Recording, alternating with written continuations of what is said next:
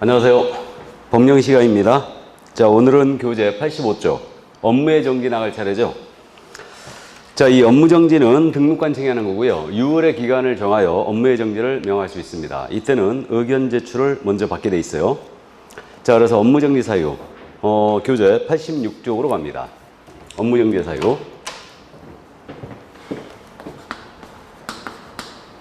자, 이 업무 정지는 일단 그 사유가 결격에 해당하는 자를 고용했어요. 그럼 결격에 해당하는 자를 소속공사나 중개보조원으로 뒀습니다. 그럼 업무 정지죠. 그 다음에 소공이나 중개보조원이 결격에 해당되는데 2월 내 해소를 안 한 거예요. 그럼 마찬가지로 업무 정지예요. 그 다음에 우리 인장 등록하셔야 되죠. 그래서 이제 업무 정지사는 주로 중개 업무와 관련돼 있죠. 그래서 인장을 등록 안 했거나 미등록 인장을 사용했다. 자, 이렇게 되면 이제 업무 정지고, 그 다음에 전속계약을 체결한 경우는 전속계약서 사용해야 되고, 이거 보존도 하셔야 되죠. 보존 몇 년 해야 돼요? 3년이에요. 그럼 안 하면 업무정지. 그러니까 서류 관련 의무 위반은 모두 업무정지죠. 해야 될 업무니까. 자, 그 다음에 이제 정보 관련 사항을 위반한 건데, 기업공사가 중개대상물에 대한 정보를 거래조목에다가 거짓된 내용으로 공개했거나 거래 사실이 있었는데 지체 없이 통보 안 했어요. 그럼 업무정지. 이렇게 되고요. 그리고 이제 확인 설명서 있죠. 확인 설명서를 이제 작성 교부를 안 했거나 3년 보관하셔야 되죠. 보관을 안 했거나 또는 서명 및 날인을 안 했어요. 그럼 확인 설명서 관련 의무 위반 전부 다 업무 정지예요. 그 다음에 6번째로 거래계약서 작성 교부를 안 했거나 이거 5년 보관해야 되죠. 안 했거나 여기다 서명 및 날인을 안 했어요. 그럼 업무 정지죠. 그러니까 서류 관련 의무 위반, 보존 의무 위반 전부 다 업무 정지임을 알 수 있고, 서류 관련 작성 교부했거나 서명 및 날아남 전부 다 업무 정지입니다. 자, 그 다음에 이제 7번째로 감독상의 명령. 감독상의 명령을 우리 개업공사가 위반했다. 업무에 대한 보고 명령, 자료 유출 명령을 위반했거나 또는 그 소속 공무원의 조사 검사에 불응하거나 기피했어요. 그러면 업무 정지죠. 그 다음에 임의적 등록 취소 있잖아요. 임취 사유. 이거 모두 업무 정지 사유이기도 하죠. 그래서 이제 미시사업 거금 보전 236. 이거 이제 전부 다 업무 정지 사유입니다. 그래서 임취 사유는 전부 다 업무 정지 사유죠. 그래서 업무 정지 사유는 엄청나게 많은 거예요. 그래서 시험에서 말이에요. 업무 정지 처분 사유를 모두 골라라. 이 문제는 잘 안 냅니다. 왜 그러냐면 업무 정지 사유를 모두 골라라 그러면 임취까지 모두 골라내야 되거든요. 그럼 남는 건 뭐뿐이에요? 필취뿐입니다. 그렇기 때문에 임취 사유 모두가 업무 정지 사유라는 거 이해해 주시고요. 자, 그 다음에 9번째로 최근 1년이죠. 최근 1년 내 2회 이상의 업무 정지 또는 과태료 처분을 받은 거예요. 그래서 2번의 업무 정지 과태료 먹고 다시 3번째에서 과태료 위반을 했잖아요. 그럼 이때는 업무 정지로 가중 처벌합니다. 그래서 우리 업 기억하고 있죠. 1년 내 업무 정지 3연 타세운 삼진아웃이에요. 임취가 되려면 임취는 1년 내 업무 정지 또는 과태료 합쳐서 3회 이상을 받고 4번째 타석에 들어서면 임취가 되는 거예요. 그 다음에 이제 업무 정지는 앞에서 2번을 맞고 3번째에서 과태료 위반을 했잖아요. 그럼 이때는 업무 정지예요. 이게. 그리고 10번째로 그 밖에 이 법 또는 다른 법에 따른 위반에 이 법에 따른 명령 또는 이 법을 위반했어요. 그 밖에 이 법 위반이죠. 그래서 여기에 이제 해당되는 게 우리 아무 규정이 없을 때만 이제 이걸 적용할 수가 있는데 이걸 백지 규정이라고 해요. 그래서 이제 백지 규정하는데 그래서 이제 대표적인 게 우리 고용신고 종료신고 있죠. 고용신고 원래 우리 법상 신고 위반은 100만 원의 과태료거든요. 근데 고용신고 종료신고를 부활을 시키면서 제재를 안 두는 바람에 업무정지 먹어요. 그래서 중개보조원 고용신고 안 해버리면요 업무정지 한 달 먹습니다. 그래서 그 밖에 이 법 위반 고용신고 종료신고 위반이 걸릴 수 있고요. 그 다음 우리 중개인 있지 않습니까? 중개인은 업무지역 제한을 받고 있죠. 그러니까 중개인이 업무지역을 위반했어요. 그럼 역시 업무정지고. 자, 그 다음 마지막으로 우리 공정거래위원회로부터 불공정거래 행위로 인하여 만약에 시정조치나 과징금 먹었잖아요. 그러면 공정거래위원회부터 시정조치나 과징금을 먹게 되면 이때는 업무정지예요. 이걸 2년 내 2번 이상 먹어버리면 등록을 취소할 수 있죠. 기억나요? 자, 그래서 일단 업무정지 사유 이렇게 12가지로 압축했는데 이거는 주로 중개 업무와 관련되어 있다는 걸 주의해 주시고요. 암기는 결장전이에요. 결장전, 정, 화, 거, 명이에요. 그 다음에 임, 과죠. 과, 임과. 그 다음에 밖에, 그 다음에 중시예요. 이렇게 이제 암기합니다. 그래서 우리 그저 손흥민 선수 오늘 축구에 결장하시기 전에는 정확하게 거명, 이름을 밝히라는 얘기예요. 이름을 밝히고 임과 밖에서 노는 걸 중시하라. 바로 이게. 그래서 결장 전 정확 거명, 임과 밖에 중시. 이렇게 이제 암기합니다. 자, 그럼 업무 정지는 최고가 6개월이라고 그랬죠. 6개월이라고 했는데 이것도 등록관청에서 업무정지를 때리면서 동일 위반에 대하여 재량권을 남용할 소지가 있더라. 그렇기 때문에 기준기간을 정해줬어요. 그래서 기준기간은 결격자를 고용했잖아요. 그럼 이때는 6개월이에요. 우리 법은 결격을 엄히 규제하잖아요. 그러니까 결격자를 고용하게 되면 6개월 나가고요. 그 다음에 정보를 정보망에다 공개하는데 거짓된 내용으로 공개했죠. 이건 고의성이 있어요. 그러니까 이때는 기준기한이 6개월이에요. 이게 거짓 공개. 근데 거래사실 미통보는 3개월이죠. 자, 그 다음에 또 임취사유에다 대고 업무정지를 때린다. 만땅 때려야 되죠. 그래서 이제 6개월입니다. 그래서 임취사유되고 업무정지 때리면 6개월 나가고요. 그 다음에 상습 위반에 대한 가중처벌이에요. 그래서 2번 이상의 업무정지 과태료 먹고 다시 과태료 위반하겠다. 그럼 이때는 업무정지인데 기준기한은 6개월입니다. 이렇게 되고요. 그 다음에 이제 시정조치 과징금 있잖아요. 이걸 동시에 공정거래위로부터 먹었거나 아니면 과징금을 받았다. 그럼 6개월입니다. 특히 거짓 공개 있죠. 이거 6개월이라는 거. 결격자 고용하면 6개월이라는 거. 그 다음에 임취사유는 6개월이라는 거. 그 다음에 상습 가중처벌 6개월이라는 거. 이해해 두시고 나머지는 다 3개월이에요. 다만 그 밖에 입법 위반만 한 달입니다. 자, 그래서 여기까지. 그래서 이제 업무정지 사유는 기준기간이 정해져 있고 이 기준기간에서 위반행의 동기, 결과, 횟수를 참작하여 2분의 1 범위 내에서 가중 강경할 수 있고 가중하더라도 6개월을 초과할 수는 없습니다. 그래서 기준기한 6개월짜리 꼭 기억을 해주셔야 됩니다. 자, 그래서 거기 그 업무정지 사유에 이제 옆에 6개월, 3개월, 6개월, 3개월 써 있는 게 바로 이겁니다. 그래서 기준기한 암기해 주시고요. 그 다음에 그저 86쪽 맨 밑에 제척기간의 적용이란 말로 와 있죠. 업무정지는 제척기간을 두고 있는데 이걸 다른 분들은 시효라고 하는 경우가 있어요. 그래서 이제 제척기간이 분명히 맞는 것 같고요. 업무정지는 비교적 경미한 사유이기 때문에 중개업을 영위하면서 업무정지 해당하는 위반행위 했잖아요. 그래서 업무정지 사유가 발생이 됐어요. 발생이 됐는데 이걸 등록관청이 몰랐다는 얘기죠. 몰라가지고 시간이 흘러 3년이 지나버린 거예요. 그럼 더 이상 업무정지를 할 수 없다는 얘기죠. 이게 업무정지 제척기간이에요. 그러니까 우리가 업무정지 위반행위 했잖아요. 그럼 요리조리 피해 다니는 거를 3년만 하시면 됩니다. 그럼 이제 업무정지를 더 이상 못 때려요. 근데 이제 주의할 점은요.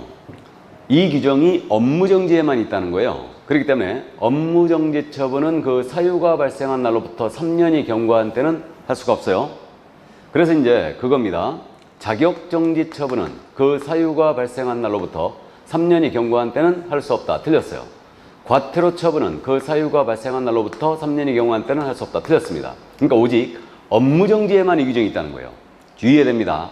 그래서 사유 발생이 딱 되게 되면 주어가 반드시 업무정지로 돼 있어야 되고 업무정지로 돼 있으면 뒤에 몇 년 나와야 돼요? 3년 나와야 됩니다. 그래서 업무정지는 그 사유가 발생한 날부터 3년이 지난 때는 할 수가 없어요. 그래서 이것만 있다는 거 주의를 해 주시고요. 자, 그 다음에 이제 그저 행정제재처분 효과의 승계가 나오죠. 87쪽에 이 부분 보겠습니다. 이런 부분들 때문에 여러분들이 이 부분이 조금 더 어려운데, 자, 행정제재처분 효과 승계인데 이 규정이 왜 들어왔느냐 이겁니다. 중개업을 영위하다가 폐업 신고를 해버렸어요. 왜? 위반 행위가 있었거든요. 그러니까 등록 취소나 업무정지 먹을 것 같으니까 이제가 싹 폐업을 해버립니다. 그리고 일정 기간을 쉬어요. 쉰 다음에 재등록을 합니다. 그리고 중개업을 또 영위해요. 그러면 지금 이때 등록과 이때의 등록은 틀린 등록 아니에요. 근데 이제 이때 등록 당시에 위반했던 것을 이유로 하여 이자에게 재등록기업공사에게 이거 등록 취소나 업무정지를 때릴 수 있겠느냐, 이게 문제가 생겼던 거예요. 그래서 이걸 현행법이 명문으로 해결했습니다. 그래서 기업공사가 중개업을 영위하다가 폐업 신고를 했잖아요. 그러면 재등록했잖아요. 다시 그러면 재등록기업공사는 폐업 전 기업공사의 지위를 승계한다 그랬어요. 그래서 재등록기업공사는 폐업 전에 기업공사의 지위를 그대로 승계한다. 그럼 폐업 전 위반 행위가 있었으면 여기서 이제 업무정지나 등록 취소를 때릴 수 있겠죠.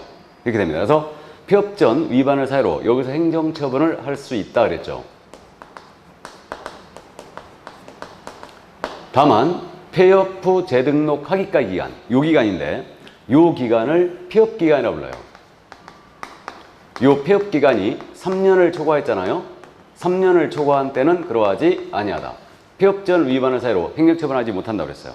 폐업 기간이 3년을 초과했더라면. 다만 또 업무정지 위반행위 해놓고 폐업했잖아요. 업무정지는 비리가 경미한 사유죠. 업무정지 위반행위 해놓고 폐업을 냈어요. 그럼 이때는 그 폐업 기간이 1년만 초과하잖아요. 그럼 1년만 초과했을 때는 해당 업무정지를 할 수 없다 그랬죠. 그럼 이렇게 되네요. 폐업 전에 위반한 행위가 등록 취소에 해당하는 행위였어요. 그럼 요 기간이 몇 년 지나야 못 때려? 3년이죠. 근데 폐업 전 위반한 행위가 업무정지에 해당 행위였어요. 그럼 이때는 요 기간이 1년만 지나면 못 때립니다. 이게 업무정지는 비교적 경미한 사유이기 때문에 문 닫고 완전히 쉰 기간이 1년만 지나면 더 이상 봐주겠다 이거예요. 근데 여기서는 바로 3년이었어요. 여기는 1년이에요. 그럼 둘의 차이는 어디에 있느냐? 폐업을 했느냐 안 했느냐 문제예요. 그러니까 내가 업무정지 위반을 했는데 폐업을 안 했잖아요. 그럼 요리조리 3년 피해 다녀야 됩니다. 근데 폐업을 해버렸잖아요. 그럼 이때는 1년만 지나면 더 이상 업무정지를 못하게 돼요. 자, 그럼 이번엔 이 재등록기업공사가 폐업 신고하기 전에 업무정지나 과태료를 받은 게 있어요. 그럼 폐업 신고 전에 받은 업무정지 과태료 효과 있잖아요. 이것도 그대로 승계요. 업무정지 과태료 효과를 그대로 재등록기업공사는 승계를 받는데 이거는 1년간 승계예요. 왜 1년간 업무정지 과태료 효과를 승계하냐면요. 우리는 1년 내 상습적으로 업무정지나 과태료 위반하게 되면 이때는 가중처벌하고 있어요. 그러니까 폐업 신고하기 전에 받은 업무정지 과태료 이 효과는 그대로 1년간 승계합니다. 이때 이 효과 승계는 처분일로부터 1년간 승계하는 거죠. 처분일로부터 폐업일로부터 1년이 아니에요. 그래서 업무정지 과태료 효과는 1년간 승계하는데 왜 1년 승계냐? 상습범 잡혀서. 그러니까 업무정지 과태료 때려놓고 폐업을 해본 다음에 이거 맞았는데 폐업을 한 다음에 단기간 내에 다시 재등록을 하더라고요. 또 위법 행위를 잔뜩 해요. 이걸 가중처벌하기 위해서 1년간 승계시킵니다.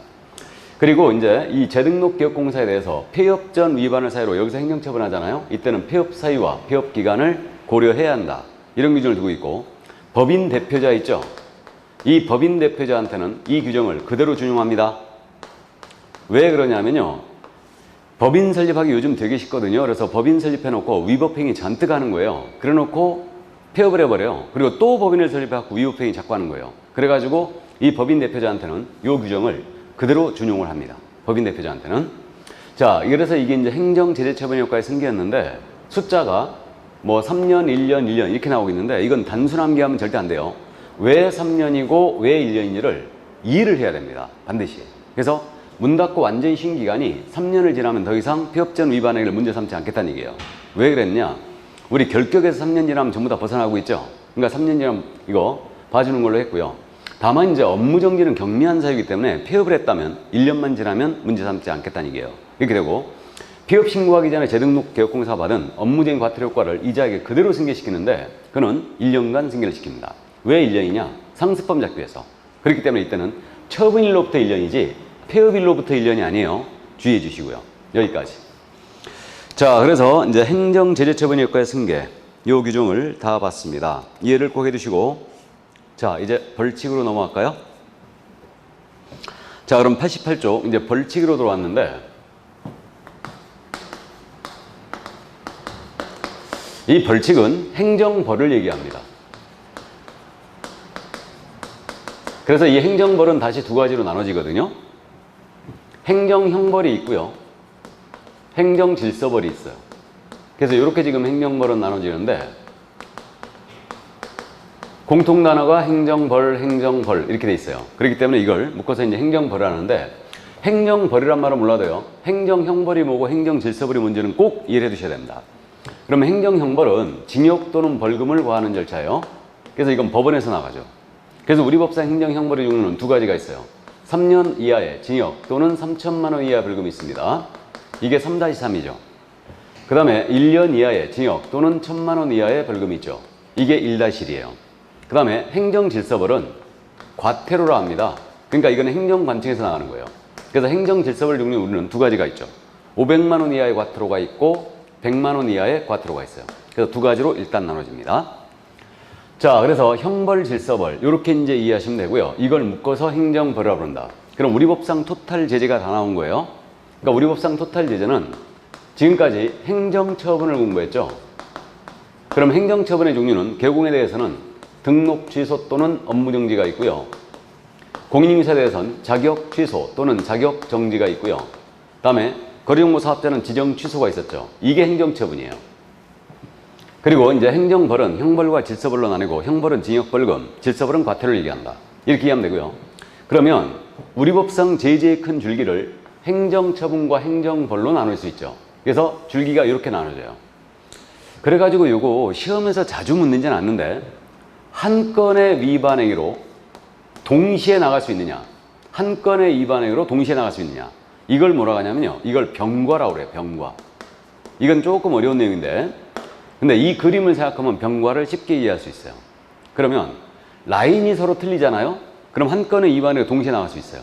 그래서 우리 법상 행정처분 나가면서 행정형벌 나가는 경우가 있죠.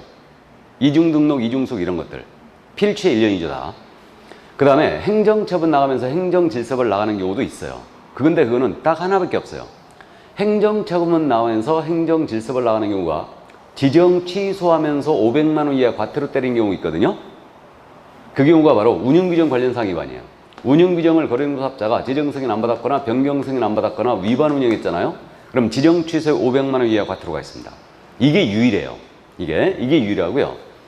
그러나 등록 취소나 자격 취소, 업무 정지, 자격 정지 때리면서 과태료 때리는 건 없습니다. 그래서 일단 그렇게 되고요. 근데 이론적으로 행정처분과 행정질서벌은 병과할 수 있어요. 또 우리 법상 행정벌입니다. 행정형벌 때리면서 질서벌 때리는 거 있느냐? 없어요. 이거는 라인이 같잖아요. 이중제재 금지 원칙이 위반되기 때문에 형벌 때리면서 질서벌 나가는 경우 없습니다. 그러면 징역벌금 같이 나갈 수 있느냐? 한 건의 위반 행위로 없습니다. 또는이잖아 이거. 3년 이하의 징역 또는 3천만 원의 벌금, 1년 이하의 징역 또는 1천만 원의 벌금이니까 징역과 벌금은 한 건의 위반 행위로 동시에 나갈 수 없습니다. 그래서 어쨌든 이 그림을 기억해 두면 이 병과를 해결할 수 있다. 참고해 두시고요. 우리는 이제 또 각각의 사유를 암기해야 돼요. 그래서 지금까지는요 3년짜리 징역 사유가 5가지밖에 없었거든요. 근데 이게 무려 7가지가 늘었어요. 금지행에서. 그래가지고 3년짜리, 1년짜리 형벌은 반드시 물어보는데 이해를 꼭 해두셔야 됩니다. 암기하고 있어야 돼요. 자, 그럼 이제 3년에 3천짜리요. 3년 이하의 징역 또는 3천만 원의 벌금에 처하는 사유. 그래도 이제 금지행에 다 끼어있기 때문에 그나마 좀 낫습니다. 무등록 중개업을 하는 자, 3년이었던 거 기억나요? 무등록 중개업자. 그 다음에 거짓, 그 밖에 부정한 방법으로 등록한 자죠. 3년에 3천이죠. 이 둘은 신고한 포상금 주는 거예요. 그 다음 나머지 3년짜리가 전부 다 금지행이에요. 이게. 자, 그래서 이제 금지행위 중에 뭐가 있냐면, 증서 등을 중개했거나 매매했거나, 중개 의뢰인과 직접 거래했거나 쌍방대리했거나, 그 다음에 부동산 투기를 조장하는 행위를 했거나, 그 다음에 이번에 신설한 거 시세교란 행위 기억나세요? 부당한 이익을 얻거나 제3자에게 부당한 이익을 얻게 할 목적으로 거래가 완료된 것처럼 꾸미는 등 부동산 시세에 부당한 영향을 줄 행위 또는 그 우려가 있는 행위. 그래서 시세교란 행위. 그 다음에 단체를 구성하여 특정 물건에 대한 중개를 제한하거나 또는 단체를 구성하여 비회원 개업 중입니다. 소속공사, 그 구성개혁공사 외의자와 공동중개를 제한하는 행위. 그래서 단체를 구성하여 중개를 제한하는 행위. 자, 이게 이제 개공 등의 금지행위였죠. 그래서 이렇게 이제 5가지가 있고요. 그 다음 이제 개공 등에 대한 금지행위가 있었죠. 그래서 그저 시세에 부당한 영향을 줄 목적으로 개업공사 등의 업무를 방해하는 다음의 행위. 그래가지고 그 개공 등에 대한 업무방해 행위가 있어요. 그래서 일반인도 이건 들어갈 수 있습니다. 그래서 개공 등에 대한 업무방해 행위로서는 5가지. 그래서 그 첫 번째가 그거 아닙니까? 특정 개업공사에 대한 중개 의뢰를 제한하는 행위. 그럼 거꾸로 특정 개공에 대한 중개 의뢰를 유도하는 행위. 다음에 온라인, 커뮤니티 등을 이용하여 이런 것들을 이용해서 특정 가격 이하로는 중개 의뢰하지 않도록 제한하는 행위. 자, 그 다음에 이제 개업공사의 정당한 표시 광고 행위를 방해하는 행위. 그리고 마지막으로 개공한테 대가를 약속하고 시세보다 현저하게 높게 표시 광고하도록 강요하거나 그 유도하는 행위. 이게 바로 이제 개공 등에 대한 업무방해 행위죠. 그래서 이렇게 이제 요거는 업무방해 행위는 그냥 눈으로 익혀도 될 것 같고요. 나머지 금지행위, 증시, 직투단이죠. 그러니까 3년짜리는 무부, 증시 직투단이에요. 금지행위 이렇게 한겠죠. 그 다음에 이거는 유가강제 방해입니다. 그래서 이 정도. 자, 그래서 이게 이제 3년짜리고요. 그 다음에 이제 1년짜리입니다. 1-1. 1년 이하의 징역또는 1,000만 원의 벌금인데, 이거는 교재 순서를 완전히 바꿔서요.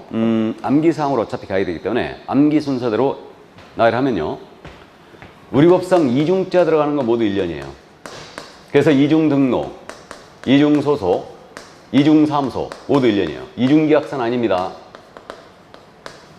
이중자에 걸리면 모두 1년이다. 그다음 우리 법상 양도되어 있죠. 모두 1년이에요. 다른 사람에게 성명이나 상호를 사용하여 중개 업무 하게 한 자 모두 1년이고요. 한 자도 1년이죠. 양수되어 받은 자도 1년이에요. 자, 그래서 이제 양대, 등록증, 계약증 양도되어 한 자, 받은 자, 다른 사람에게 성명 사용하여 업무하게 한 자, 상호 사용하여 업무하게 한 자, 한 자 모두 1년입니다. 그래서 양대 모두 1년이에요. 그 다음 우리 법상 사칭자 있죠. 다 1년이죠. 우리 법상 사칭 두 가지가 있어요. 공인중개사가 아닌 자가 공인중개사 유사명칭을 사용했다. 이게 자격사칭이고, 개공사가 아닌 자가 공사사무소, 부동산 중개, 유사명칭을 사용했다. 이게 명칭사칭이에요. 자격을 사칭하든 명칭을 사칭하든 모두 1년입니다. 자, 그 다음 이제 그죠, 표시광고 하면 안 되죠. 그래서 개공이 아닌 자는 표시광고 하면 안 되는데, 개공이 아닌 자가 표시광고했다. 그럼 이때는 1-1입니다. 그래서 공인중개사가 아닌 자가, 개공이 아닌 자가 이거 광고하거나 명칭을 사칭했다. 그럼 아닌 자는 모두 1-1이에요. 이렇게 되고, 자, 그 다음에 거래정보사업자가 정보 관련 사항을 위반했는데 개업공사가 아닌 자로부터 의뢰받아 공개했거나 의뢰받는 내용과 다르게 정보했거나 차별 공개했다. 그럼 모두 1-1입니다. 차별 공개. 자, 그 다음에 6번째로 그 임시 중개 시설물을 설치했어요. 그럼 이때는 1-1이죠. 기억나시죠? 이중사무소 항상 같이 다니고요. 그 다음 비밀누설죄 기억나세요? 1-1이죠. 이거는 피해자의 명시한 의사에 반하여 처벌할 수 없죠. 이걸 뭐라고요? 반의사 불벌죄. 그래서 비밀누설에 걸리면 역시 1-1입니다. 자, 그 다음 이제 마지막으로 금지행위 중에 1년짜리 4가지가 있죠. 매, 무, 수, 거. 매매업, 무등록업자와의 거래, 보수초과 거짓된 언행으로 판단을 지켰을 때. 그래서 나머지는 다 3년이죠. 금지행위. 자, 그래서 이게 바로 1년짜리예요. 그래서 이제 압축하면 이렇게 정리가 되는데, 이거는 이양사칭으로 갑니다. 이양사칭. 표정. 시, 임시할 때 시. 비금지예요. 그래서 1년 동안 이양사칭하는 거 안 돼요. 표정 시비 거는 것도 금지입니다. 그래서 1년 동안 이양사칭, 표정 시비 금지. 이겁니다. 그래서 이렇게 얘기해 계시고, 그럼 올해 형벌을 틀림없이 낼 거예요. 3년을 낼 가능성이 지금 컸는데, 어쨌든 둘 중에 한가를 정확하게 암기하고 있으면 돼요. 그래서 어쨌든 다 암기를 해 주시기 바랍니다. 형벌은 꼭 기억해야 됩니다. 이것도. 그래서 1년이든 3년이든 반드시 암기를 꼭 해주세요. 정확히다. 자, 그 다음에 이제 형벌에 대해서는 양벌 규정이 적용되죠. 그러니까 양벌 규정 우리가 앞에서 다루고 넘어왔는데, 양쪽을 다 벌한다는 뜻이죠. 그러니까 소공이나 중개보조원, 임원사원이 중개 업무를 수행하다가 우리 공인중개사법 위반으로 징역벌금 위반행했어요. 그럼 그들은 징역벌금으로 처벌하는데, 이들을 고용한 개업공사도 처벌합니다. 그래서 이 개업공사는 그 위반행위에 규정된 벌금형을 과한다 그랬죠. 이게 바로 양벌 규정이에요. 단 해당 업무에 관하여 상당한 주의와 감독을 다한 때는 그러하지 아니하다. 그래서 이때는 벌금형을 면합니다. 그래서 양벌 규정 우리가 결격자에서 언급이 됐었고요.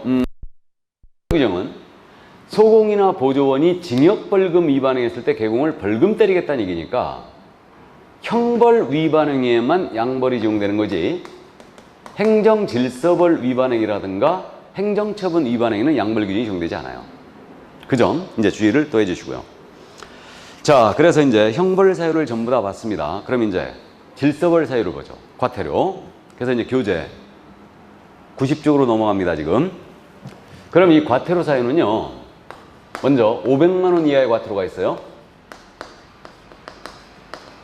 이건 대상별로 나눠서 기억합니다. 그래서 우리 그 교재, 이건 대상별로 지금 안 나눠져 있는데 1번하고 4번 있죠. 이게 바로 거래정보 사업자예요.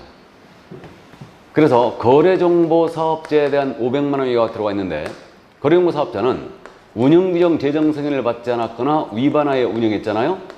그럼 이때는 500만 원가 들어오고 거래정보사업자가 국토부 장관의 감독상 명령에 위반했어요.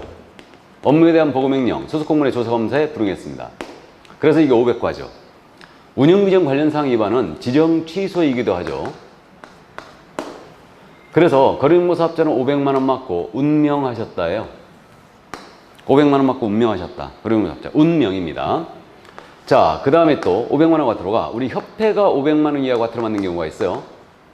그래서 이거는 우리 지금 교재 협회는 5번, 6번, 7번, 8번이에요.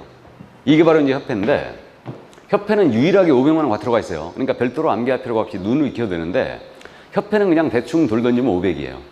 그래서 협회가 공제사업 운영실적 공시를 3개월 내에 안 했다. 협회가 명령자 들어가는 거 위반했잖아요. 다 500만 원 이하 과태료예요. 그래서 협회가 개선명령을 위반했거나 시정명령을 위반했거나 감독상의 명령을 위반했어요. 전부 다 500만 원 과태료고 임원에 대한 징계 해임을 요구했는데 만약에 불응했다. 또 금융감독원장이 조사검사 들어갔는데 여기에 불응했다. 그럼 이 500만 원 과태료예요. 그래서 협회는 공시명령을 위반하면 500만 원 징계 먹는다고 기억하면 돼요. 공시명령 징계. 이렇게. 자, 그 다음에 이제 그저 이번에 신설한 내용이 있어요. 이게 지금 우리 교재에 싹 빠져버렸는데 이게 메모를 꼭 해두세요. 정보통신 서비스 제공자에 대한 500만 원 이하가 들어가 있죠. 정보통신 서비스 제공자. 이게 신설됐어요, 지금. 물론 8월 달부터 시행인데 시험범위에 들어왔기 때문에 기억해둬야 됩니다. 정보통신 서비스 제공자는 이거는 네이버나 다음 같은 걸 얘기하죠. 그래서 국토부 장관이 부당한 표시 광고를 하고 있는가 모니터링 할 수 있어요. 이때 모니터링 결과 정보통신 서비스 제공자에게 자료 확인해달라. 다음에 이거 조치를 해달라. 요구했어요. 그래서 정보통신 서비스 제공자에게 국토부 장관이 모니터링 결과 자료의 제출 요구, 다음에 조치를 요구했습니다. 근데 여기에 불응했어요. 그럼 500만 원 과태료입니다. 이 부분이 지금 교재 통째로 받았기 때문에 메모 꼭 해놓으세요, 이거. 자, 그 다음에 이제 우리 개업 공인중개사와 소속 공인중개사가 500만 원 과태료 맞는 경우가 있죠. 언제? 연수교육을 받지 않았을 때. 이거. 그래서 500만 원 과태료입니다. 연수교육 안 받으면 되게 세게 맞아요. 500만 원 과태료예요. 이 내용은 지금 현재 동그라미 3번에 있죠? 3번에. 그래서 연수교육을 받지 아니한 소공과 개공 500만 원 과태료고 마지막으로 우리 개업 공인중개사가 또 500만 원 이하 과태료 맞는 경우가 있어요. 개공은 기억나세요? 확인 설명을 성실 정확하게 안 했거나 근거 자료를 제시하지 않았다. 그럼 500 가고요. 또 하나 이것도 지금 우리 교재에 빠졌는데 우리 개업공사가 부당한 표시 광고 했잖아요. 이거 하다 걸리게 되면 500만 원 과태료입니다. 신설한 내용이니까 꼭 기억해야 돼요, 이거. 그럼 부당한 표시 광고가 뭐냐? 존재하지 않는 물건을 존재하는 것처럼. 그 다음에 사실과 다르게 또는 사실보다 과장되게. 그 다음에 부동산 거래 질서를 해치거나 이거 또는 중개 의뢰인에게 피해줄 우려가 있다. 피해줄 우려가 있다. 이게 존다과예요. 존재하지 않는 물건을 존재하는 것처럼. 그 다음에 사실과 다르게 과장되게. 그 다음에 부동산 거래에서 해치거나 의뢰인에게 피해줄 우려가 있는 광고. 이게 부당 표시 광고예요. 그래서 이거를 개공이 하게 되면 이때는 500만 원 이하 과태료입니다. 자, 그래서 이 점을 또 기억을 해주셔야 돼요. 이게 이제 교재 통째로 받았기 때문에 꼭 기억을 해두셔야 됩니다. 그래서 과태료 대상자별로 500만 원 과태료 기억했는데 확인 설명 의무 위반 500과예요. 업무정지 아닙니다. 부당 표시 광고 500과고요. 그 다음에 정보통신 서비스 제공자 500만 원 과태료가 신설됐기 때문에 주의를 해주시고요. 그 다음에 이제 100만 원 이하의 과태료인데 이것도 교재 순서를 완전히 바꿔서 암기사항으로 일단 갑니다. 100만 원 이하 과태료 사유는 먼저 우리 명칭, 개업공사가 명칭을 위반했잖아요. 공사사무소 부동산 중개를 안 썼거나 5개 광물 설치하면서 성명 표기하지 않거나 허위 표기했거나 그럼 이때는 100만 원 과태료요. 이거. 그 다음에 중개인이 공사사무소 명칭을 썼다. 역시 100만 원 과태료. 개공의 명칭 위반은 모두 100만 원 이하 과태료입니다. 이거. 그 다음에 우리 등록 취소를 당하면 등록증 반납해야 되죠. 7일 내에 안 했다. 100만 원 과태료. 그 다음에 개업공사가 표시 광고하면서 명시할 사항이 있죠. 표시광고하면서 명시할 사항을 명시하지 않았다. 그럼 표시광고할 때 명시할 사항이 뭐였냐면 성명소연이었어요. 지금은 현재까지는. 이게 개정될 수 있습니다. 그럼 개정되면 꼭 추적 관리해 주셔야 됩니다. 그래서 성명을 명시하지 않거나 명칭을 명시하지 않거나 사무소의 소재지 명시하지 않거나 연락처를 명시 안 했다. 그럼 100만 원가 들어요. 그러니까 개공이 광고를 위반하면 100과 아닌 자가 광고를 위반하면 1-1이에요. 개공이 명칭을 위반하면 100과 아닌 자가 명칭을 사칭하면 1-1입니다. 이해되세요? 자, 그 다음에 이제 우리 휴폐업 신고 있죠? 신고 위반은 전부 다 100과예요. 휴업 신고, 폐업 신고, 기간 변경 신고, 업무재개 신고 위반 100과고. 근데 6월 초과 무단 휴업은 임취예요. 근데 3월 초과는 휴업을 하면서 신고하지 않으면 100과입니다. 그 다음에 게시 의무 기억나죠? 100과예요. 등자 보수, 등록증 원본, 자격증 원본, 보증관계 증서, 보수표 이거 게시가 안 돼 있으면 100만 원 들어오고.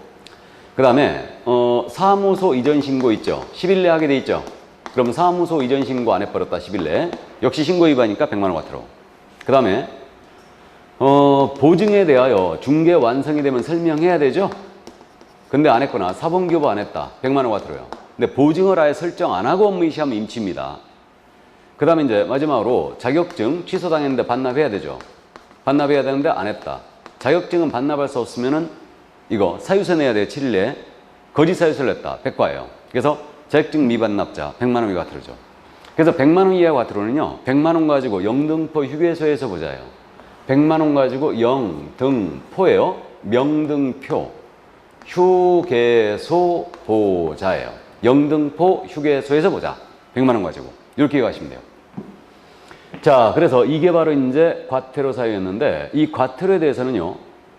부가권자와 대상자를 엄청 잘 물어요 또. 그러니까 이해를 해두시는데 그래서 대상자별로 쭉 나눠본 거예요 지금. 그럼 거리정보 사업자에 대한 과태료는 누가 부가징수하겠어요? 당연히 국장이죠.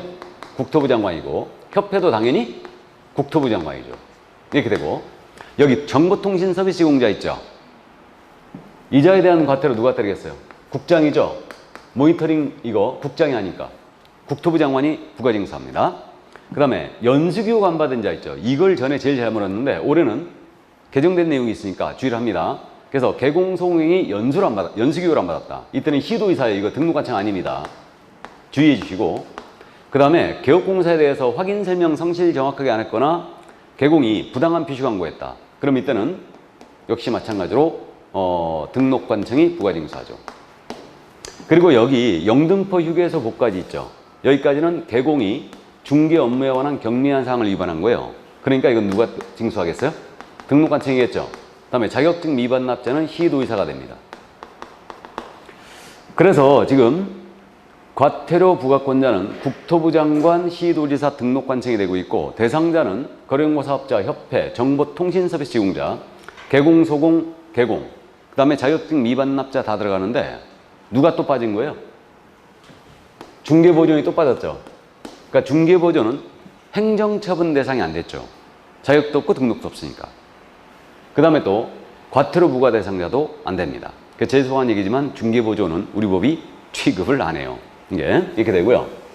자, 그래서 이 보존이 또 빠져 있고요. 그러면 정보통신 서비스 제공자는 개공도 소공도 아니죠. 그러니까 일반인도 지금 현재 들어가고 있어요.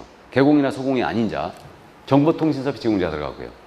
그래서 이제 우리 여기까지 이게 이제 과태료였습니다. 그래서 벌칙에서는 형벌 하나, 과태료 하나입니다. 그러니까 출제 비중이 2개이기 때문에 반드시 이해해 주셔야 되고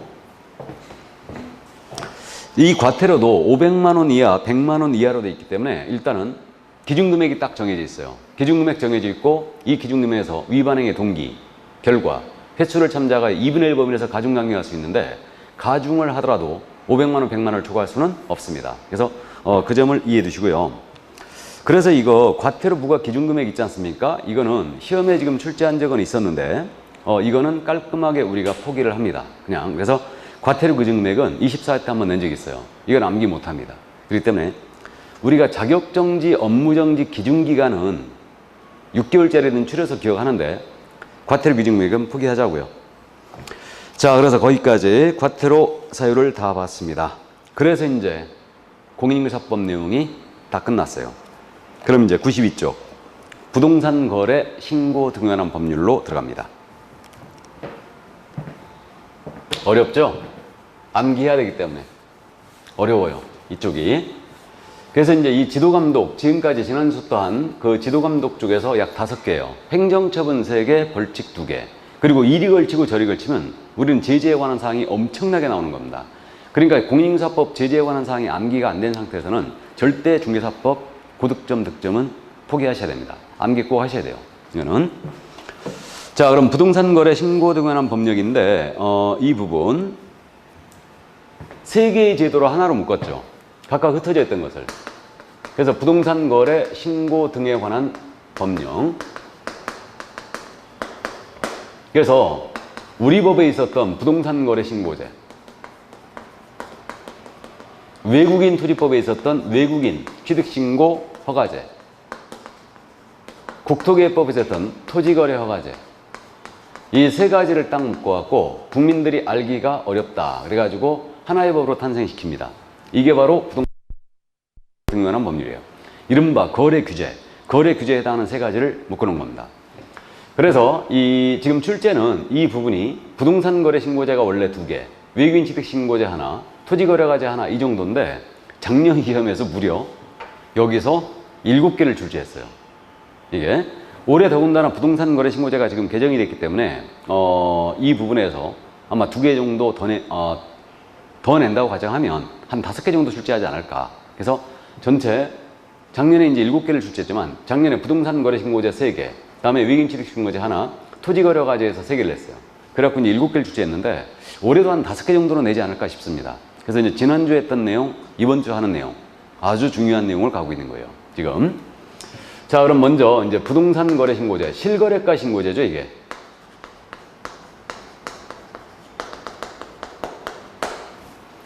자, 그러면 이제 거기 그 부동산 거래 신고되는 법률의 목적은 참고하시고요. 용어의 정의. 이 법상 사용하는 부동산이라는 용어는 토지 건물을 말하고 부동산 등이란 표현은 부동산 외에 부동산 취득할 수 있는 권리, 입주권, 분양권이 추가됩니다. 그러니까 이게 부동산 등이란 표현이고 거래당사는 당연히 매도인, 매수인을 말합니다. 외국인 당연히 포함이고요. 다음에 외국인의 정의 나와 있죠.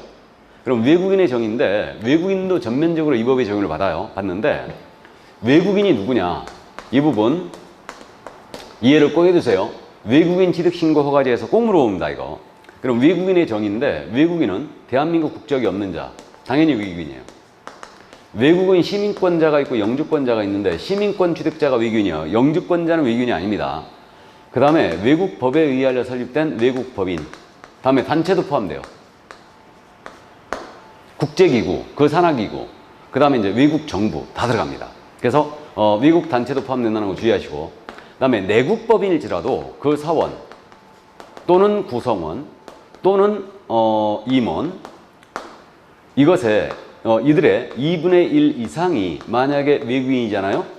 그럼 이 법인은 외국인 등으로 취급받습니다. 그래서 만약에 법인의 임원이 10명이 있는데 이 중에 5명부터 외국인이잖아요. 그럼 이 법인은 국내 부동산 등을 취득할 때는 신고나 허가 의무가 발생돼요. 외국인 취급돼가지고. 그래서 2분의 1을 꼭 기억해 주시고 과반수가 아니고 반수예요. 2분의 1 이상입니다. 그 다음에 내국 법인인데 자본금이라든가 의결권이에요. 주식수로 이해하면 돼요. 이걸로 이것의 2분의 1 이상을 만약에 외국인이나 외국 법인이 갖고 있는 법인 있죠? 이 법인은 외국인 등으로 취급받습니다. 그래서 만약에 삼성전자 주식회사의 주식을 외국인이 2분의 1 이상을 갖고 있잖아. 50% 이상을.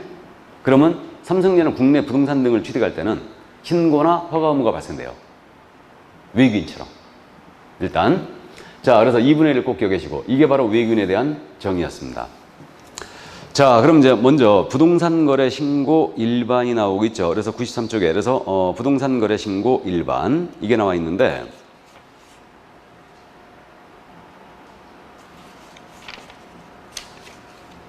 교재 순서대로 볼까요, 그냥? 교재 순서대로 보겠습니다. 실거래가 신고제가 2006년도에 노무현 대통령 시절에 도입이 됐죠. 자, 그래서 일단 부동산 거래 신고 일반으로서 신고 대상물이라고 돼 있죠. 신고 대상물이란 말은 신고 대상 계약을 얘기해요. 어떤 계약을 했을 때 부동산 거래 신고해야 되는가? 이 문제입니다, 지금. 그래서 신고 대상물은 신고 대상 계약이라고 그러는데 일단 이렇게 기억합니다.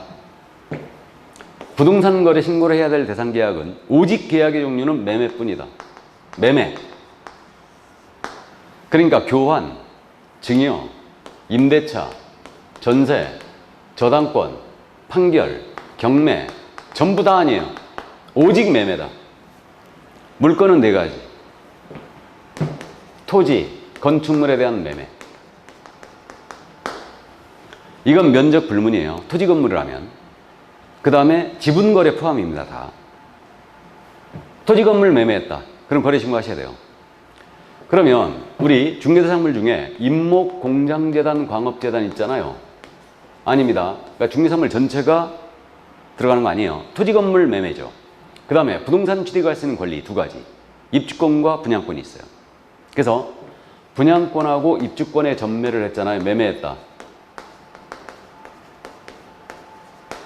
그럼 이때는 거래 신고하셔야 돼요. 이때 이 분양권은 부동산에 대한 공급 계약을 통하여 입주자로 선정된 지위, 이것을 얘기하는데, 이게 분양권인데, 이거는 주택 분양권뿐만 아니고 토지 분양권, 상가 분양권, 오피 분양권 다 포함이라고 이해하세요. 그 다음에 입주권은 도시 및 주거환경 정비법에 따른 관리처분계 인가를 받았거나 또는 빈집 및 소규모주택 정비에 관한 특례법이 있어요. 이 법에 따른 입주자로 선정된 지위. 그러니까 제가 이거 입주권이라고 부르고 있지만 사실상 이건 분양권을 얘기합니다. 그래서 그 2개의 법, 정비법이라든가 빈집법, 이 법에 따라 입주자로 선정된 지위에 대한 입주권이에요. 이것에 전매를 했다. 그럼 이때는 거래신고 들어오셔야 됩니다. 그래서 물건은 일단 4가지. 토지 건물 분양권 입주권에 매매를 했을 때는 거래신고 하셔야 됩니다. 여기에 더하여 8개 법이 있거든요. 8개 법률에 따른 부동산에 대한 공급계약 있죠. 이게 추가되어 있어요. 이 공급계약도 사실은 매매계약이죠. 그러니까 최초의 공급계약, 분양계약 있죠. 이게 공급계약이에요. 이때 8개 법이어야 됩니다. 그래서 우리 교재에 이 8개 법이 언급이 안 돼 있는데 법 이름을 바꿔내는 건 시험에서 아주 치사한 지문인데 어쨌든 그 법 이름이 참고를 해 두시는데 이건 이제 기본서를 찾아갖고 여러분들이 메모해 놓으셔도 되는데요. 일단 주택법이 있죠. 택지개발촉진법이 있어요. 그 다음에 건축물의 분양에 관한 법률이 있고 군법 시행 공부하는 도시 및 주거환경 정비법이 있고 도시개발법이 있고 그 다음에 또 산업입지 및 개발에 관한 법률이 있고요. 공공주택 특별법이 있고 빈집 및 소규모주택 정비에 관한 특례법이 있어요. 이게 8개 법이에요. 그래서 있잖아요. 일단 무슨 법에 따른 공급계약, 이거는 부동산 거래 신고 대상입니다. 일단은 그래서 8개 법을 반드시 암기할 필요는 없을 것 같은데 어쨌든 감만 잡고 있어야 돼요. 택지개발촉진법, 주택법, 건축물의 분양에 관한 법률, 그 다음에 공공주택특별법, 산입법, 이런 식으로 빈집법, 정비법, 도시개발법 이런 식으로. 자, 그래서 이 법에 따라 공급계약, 그러니까 우리가 아파트 분양받았잖아요. 그건 주택법으로 이제 가는 거죠. 그러니까 아파트 분양받으면 최초 공급계약, 분양계약 했잖아요. 거래신고 하셔야 돼요. 하셔야 되고 다시 이걸 전매한다. 그럼 거래신고 또 하셔야 됩니다. 이게 그래서 일단 그 정도 이해해 주시고요. 자, 그럼 이제 신고대상 계약 여기서 이제 해결했고요. 절차를 나열해 보면 이렇게 되지 않겠습니까? 부동산 거래 신고 절차를 나열해 보면 신고대상 계약을 했어요.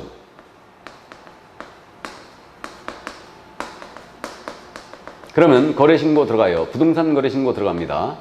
그럼 신고 내용을 확인한 다음에 지체 없이 신고필증을 교부해요. 발급해 줍니다. 그럼 신고필증이 발급이 되면 이제 검증을 해야 돼요. 검증. 이 가격이 적정한가?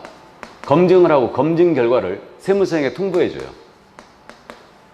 그래서 세무서장은 부적정 결과에 대해서는 세무조사 들어갈 수 있죠. 일단 절차는 이렇게 진행되는데 그러면 계약을 체결한 날이죠. 계약을 체결한 날로부터 부동산 거래 신고는 며칠 된다. 잔금일이 아니에요. 30일 내에 들어가야 됩니다. 안 했잖아요? 그럼 500만 원 이하가 과태료예요. 안 하면 이게 60일에 30일로 당긴 거예요 지금. 그래서 원래 30일이었죠. 그랬다가 너무 짧다 그래갖고 60일로 늘렸다가 다시 30일로 줄였어요.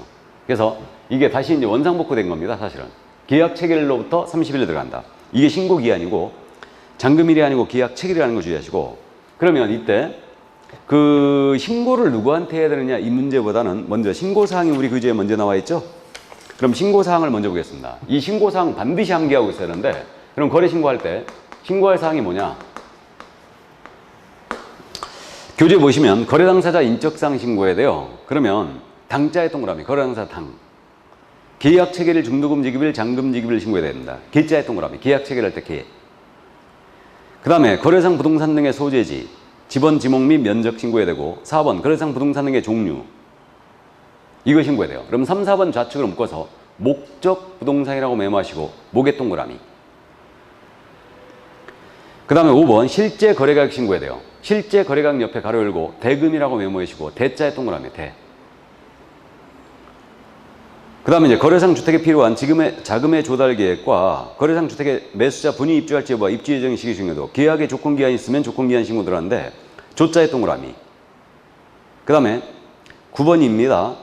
개업공사, 중개 개업공사가 계약서를 작성 규범은 다음의 사항 그래갖고 개공의 인적사항이라든가 개공의 사무소의 소재지 상호, 전화번호 소재지 신고 다 하게 돼 있는데 개공에 대한 사항을 신고해야 되죠. 중개거래인 경우는. 그래서 개자의 동그라미. 그 동그라미 친 게 지금 6개죠. 순서를 좀 뒤바꾸면 이게 당, 목, 개, 대, 개, 조예요. 개업공사가 옛날에 중개업자였죠. 그래서 이게 전에 중조였어요. 중조, 중. 당목, 계대, 중조 이랬어요. 중이 좋아하시는 거. 당목과 계대. 당목, 아지. 계대, 가리를 중이 좋아하신다. 스님을 비하하고자 하는 취지가 아닙니다. 이게 원래 당사자, 목적, 부동산, 계약일, 중도금 지급일, 잔금 지급일, 대금, 개업공사에 관한 사항과 조건기한인데 이게 원래 거민계약서의 필수기재사항이에요. 근데 거민제도는 요즘 안 묻습니다. 근데 이것을 이용하여 암기하자는 얘기예요. 말만 틀릴 뿐 똑같습니다. 당사자는 매도 매수인의 인적사항이고 목적 부동산은 부동산의 종류, 소재지, 면적, 지목이고 계약일, 중도금 지급일, 잔금 지급일이고 대금은 실제 거래 가격, 중개거래인 경우는 개업공사고 조건기한을 신고하게 돼 있어요. 당목계대 개조로 암기합니다. 반드시 암기하고 있어야 돼요. 이거. 신고사항 꼭 암기해야 되는데 여기서 지금 현재 6, 7번이 있죠. 거래대상 주택에 취득에 필요한 자금조달계획 신고해야 돼요. 자금조달계획 옆에다가 지급시기 메모하세요. 지급시기도 신고해야 돼요. 지급방식. 계좌 이체했는지 현금으로 줬는지 지급방식까지 기재하게 돼 있고요.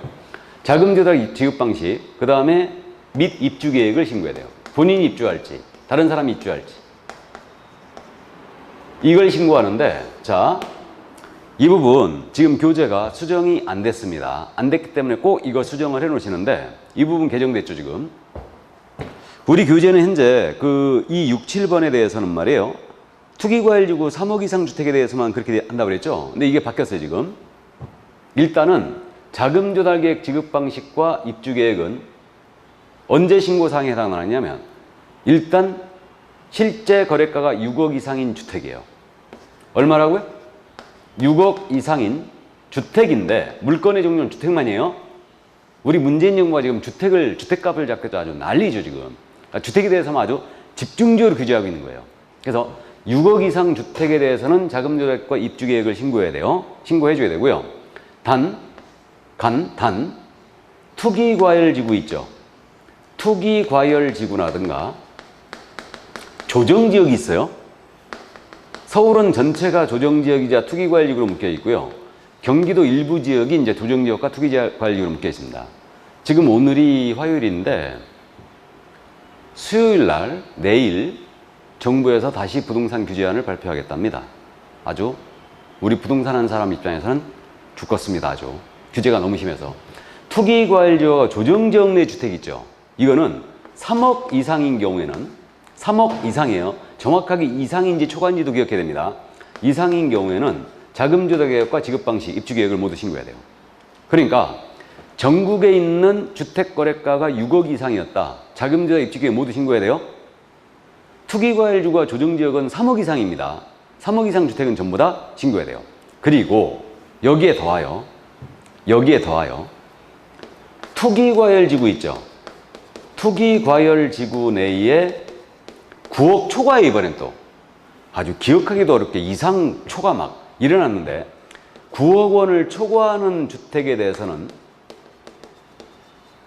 투기과열지구 내 9억 원을 초과하는 이 주택이잖아요. 주택에 대해서는요.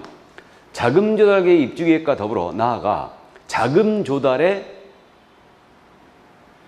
증빙서류 있죠. 자금조달 증빙서류까지 다 내야 돼요. 환장하겠어요 아주. 투기과열지구 내 9억 초과 아파트 주택에 대해서 만약에 부동산 거래 신고한다. 그럼 자금조달 입주계획 신고해야 되고요. 나아가서 자금조달을 어떻게 했는지 이거 증빙서류까지 첨부해야 됩니다. 부동산 팔아서 조달했다. 주식 팔아서 조달했다. 다 첨부해야 돼요. 대출 받았다. 이거 대출 증빙서류 첨부해야 됩니다. 그러면 통장에 넣어놨다 뺐다. 그 증빙서류 첨부해야 되고요. 소득금액 증명 같은 거 내야 되고요. 그럼 금고에 넣어놨다가 현금막 제한 사람은 어떻게 해야 되나? 금고 찍어서 내나? 그건 아니고요. 소득금액 증명은 내야 돼요. 그런 식으로 자금조달의 증빙서류 전부 다 내게 돼 있습니다. 정확히 기억해야 돼요. 개정된 내용은 무조건 주의하는데 자금조달계획 및 지급방식과 입주계획은 거래금액이 얼마 이상? 6억 이상이었을 때 단 투기과열지구나 조정지역 내 주택은 3억 이상이면 모두 신고해야 되고요. 투기과열지구 내 9억 초과했다. 자금조달의 증빙서류가 다 들어와야 돼요. 그래서 부동산 거래계약 신고서에다가 금액이 주택인데 6억 이상이었다. 여기다가 추가할 게 자금조달의 증빙서류 들어와야 되죠. 자금조달 및 입주계획서 들어와야 되죠. 이거 서식 따로 있어요. 이거 들어와야 되고 나아가서 여기다가 금액이 9억을 초과했잖아요. 투기과열지구네. 투기과열지구에 돼요. 9억 초과하게 되면 이때는 여기는 자금조달의 증빙서류까지 다 들어와야 돼요. 이게 자 그래서 이제 그 정도 또 이제 감을 잡아두시고요. 이 신고사항 그래서 이제 이 교재가 수정이 안 돼 있기 때문에 이 부분 일단 수정을 해드립니다. 기억해 두시고 그럼 넘어가세요. 신고관청 어디다 신고해야 되느냐? 당연히 이거는 부동산 소재지예요. 부동산 소재지 관할 시군 구청에 들어간다. 이자가 신고관청이에요. 매수인의 주소지와는 전혀 관련이 없다. 자 이렇게 돼 있고 신고 의무자 있죠. 신고 의무자도 이거 생각보다 잘 물어봐요. 꼭 기억하시는데 그럼 쌍방이 만약에 직거래했어요. 중개업소로 안 통했어요. 그럼 그들이 공동으로 신고해야 돼요. 이때 직거래했는데 당사자 일방이 국가나 지방자치단체, 공공기관, 지방공사 등이 있었어요. 이게 국가 등이에요. 당사자 일방이 국가 등인 경우는 국가 등이 신고해야 됩니다. 당사자 일방이 국가 등이었다. 그럼 국가 등이 신고해야 되고요. 타방 당사자는 신고 의무가 아예 없어요. 신고 의무가 아예 없습니다. 이 점 믿으시고 그럼 쌍방이 직거래했는데 당사자 일방이 신고를 거부하잖아요. 그런 다른 일방이 단독 신고할 수 있겠죠. 이때는 단독 신고한 자는 계약사본 첨부해야 돼요. 첨부해야 되고 그 다음에 그죠. 왜 단독 신고하는지 그 사유서 첨부하게 돼 있어요. 이때 단독 신고하는 사유 있잖아요. 이걸 담당 공무원은 확인하게 돼 있습니다. 신고 거부자는요 500만 원 이하 과태료거든요. 신고 안 한 거와 똑같아요. 그래서 쌍방 직거래는 공동 신고하되 국가 등이 일방이었다면 일방이 국가 등이 신고를 하게 돼 있다. 근데 개업공사가 계약서를 작성 요구했어요. 이때는 개공이 신고해야 되죠. 그래서 중개거래인 경우는 개업공사가 신고할 의무가 있어요. 그래서 이때는 당사자에게는 아예 신고 의무가 없어요. 아예 신고 의무가 없고 그 다음에 이제 중개거래인 개공이 신고할 의무가 있고 공동중개였잖아요. 그럼 공동중개 시에는 공동으로 신고해야 돼요. 물론 공동중개에 관여한 개공이 일방이 신고를 거부했다. 그럼 다른 개공이 단독 신고할 수 있죠. 사유서와 계약사본을 첨부해서. 그래서 일단 신고 의무자 고맙게도 잘 묻습니다. 이거 꼭 기억을 해 두셔야 돼요. 신고 의무자. 자, 그래서 이제 요 신고 관련해서는 일단 여기까지 이해해 두시는데 참고요. 이때 신고할 때 말이에요. 당사자가 직거래했는데 공동으로 신고해야 된다 맞았어요. 근데 공동으로 신고서를 제출해야 한다면 틀렸어요. 신고서를 공동으로 제출해야 한다. 당사자 중 1인이 제출해야 돼요. 자, 그래서 이렇게 돼 있고. 자, 그 다음에 이제 그저 중개거래인 경우 있잖아요. 개공만 신고서에다 서명 또는 날인하에 제출하는 거예요. 개공만. 당사자는 그 신고서에 서명 또는 날인할 의무도 없어요. 이래 돼 있고. 그 다음에 일단 원칙적으로 자금조달계획서, 입주계획서 이거 첨부하지 않는 이상은 신고서만 내면 원칙으로 해요. 그러니까 신고서만 내면 원칙으로 하고 지들이 필요하면 요구해요. 계약서본 같은 걸 첨부하지 않는다는 얘기죠. 그래서 계약서 서본 같은 거는 원칙적으로 첨부하지 않습니다. 필요하면 지들이 요구해요. 신고서만 내면 원칙이에요. 다만 6억 이상이었다. 투기과열 구조지역은 3억 이상 주택이었다. 그럼 이때는 자금조달 및 입주계획서 첨부해야 됩니다. 자, 그 다음에 이제 금지가 나오고 있어요. 그래서 누구든지 이 부동산 거래 신고법에서도 금지가 있는데, 부동산 거래 신고 관련 금지가 있는데, 신고를 하지 아니하게 하거나 거짓으로 신고하도록 요구하는 행위. 그 다음에 신고 의무자가 아닌 자가 거짓 신고하는 행위. 전에 이게 잡을 길이 없었어요. 그래갖고 이제 신고 의무자가 아닌 자가 거짓 신고해버렸다. 그러니까 중개거래했는데 개공이 도장을 안 찍은 바람에 당사자가 다운계약 썼거든요. 그러니까 개공 도장 안 찍었어요. 그러니까 당사자가 허위 신고해버리는 거죠. 그러니까 신고 의무자가 아닌 자가 거짓 신고하는 걸 처벌할 길이 없었기 때문에 이걸 신설한 거예요. 그러니까 거짓 신고 하면 안 되고요. 그 다음에 이번에 신설한 내용이 해제 신고 의무가 부여됐죠. 그러니까 해제 신고를 거짓으로 하거나 거짓으로 하는 행위를 조장하거나 방조하는 행위. 그 다음에 또 4, 5번이 지금 신설된 건데, 신고 대상 계약을 체결하지 아니하였어 불구하고 거짓으로 신고를 하는 행위라든가, 5번이 신고 후에 해당 계약이 해제가 되지 아니하였어 불구하고 해제 신고해버리는 거예요. 그래서 4번은 거짓 계약 신고라고 메모하세요. 5번은 거짓 해제 신고라고 메모하세요. 4, 5번은 왜 들어왔는지 뉴스에서 보셨어요. 우리 일부 지역에서 우리 35평의 아파트를 23억에 유지를 해야 되겠는데 실제로 23억에 거래된 거 없는 거예요. 근데 23억으로 거래를 금액을 끌어올려야 되겠어요. 개공한테 와서 그러는 거죠. 내가 매도 매수인 인적사항 알려줄 테니까 부동산 거래 신고 해달라 이거예요. 23억에.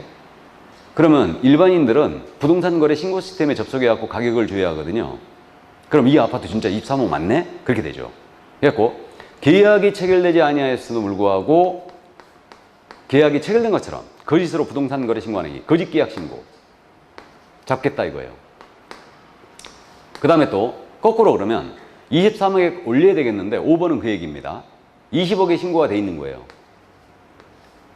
그러니까 20억이 신고되어 있는 것을 해제가 되지 않았음을 불구하고 해제 신고를 하라고 그러는 거예요. 내가 집어드릴 테니까 좀.